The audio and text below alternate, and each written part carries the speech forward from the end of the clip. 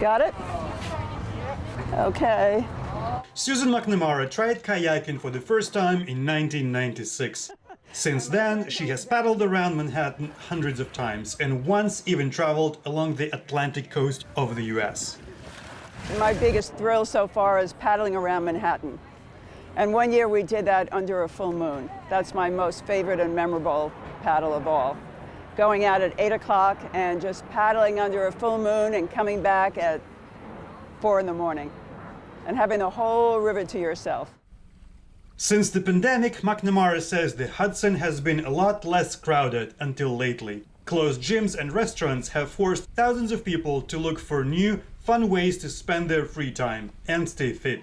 Amy Arki is among those who tried kayaking for fun once, but fell in love.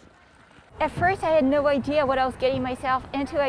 Something was telling me that I just needed to come here and try it out. And then once I took the basic classes, I started from kayaking 1, 2, 3, 4 basics, 1, 2, 3, 4.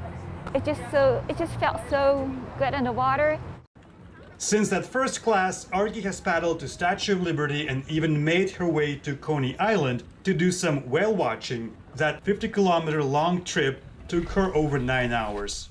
Kayaking on the Hudson River is not a pastime for novices. It's more suitable for experienced and strong rowers. Twice a day, the current changes its direction thanks to the tidal curve. And if these changes are not taken into account, a kayak may be taken into the Atlantic Ocean in just half an hour.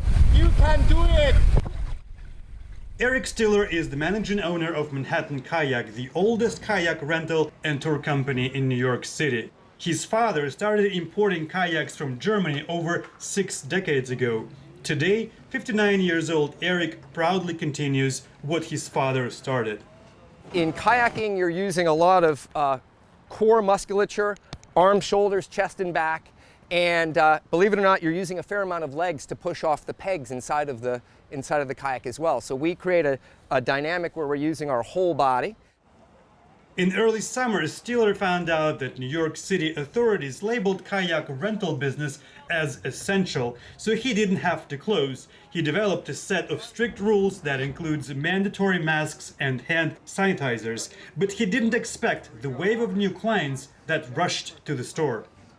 So all of a sudden, we found out people wanted to come and learn how to kayak and stand-up paddleboard as a really great way to get out of their houses after 8 weeks and have a great time. So for us, we found that our demand increased a bit, but we had to match COVID safe with being able to register everybody online in limited numbers per hour. The demand proved to be so great that for a while, kayaks were almost impossible to find in New York stores. But people like Susan McNamara, not surprised. After all, she discovered the magic of kayaking decades ago. Dmitry Vershinin for VOA News, New York.